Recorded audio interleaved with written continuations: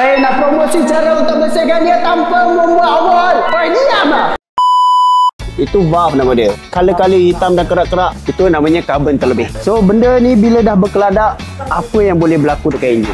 Enjin mati. Enjin tak ada power lah. Jangan lebih-lebih bang. Solution dia untuk membersihkan.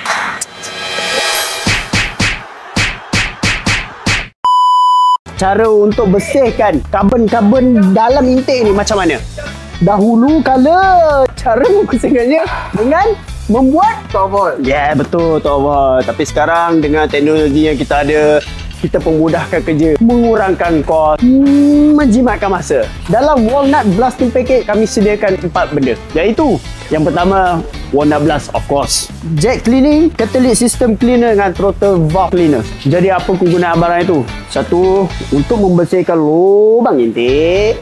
Kedua, membersihkan piston. Untuk membersihkan combustion chamber. Injector. Of course, bersihkan injector. Perjalanan tak nak bagi kerak sumbat injector.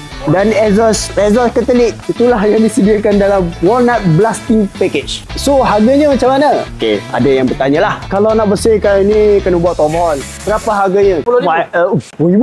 Boleh jadi jugalah. Itu dulu. Sekarang, dengan package ni RM7,000 bukan package ni? Bukan bang, RM1,000 kat mana tu? dekat Prestige lah. Prestige Tapi mana? bukan semua branch. Prestige Puchong dan Prestige PJ.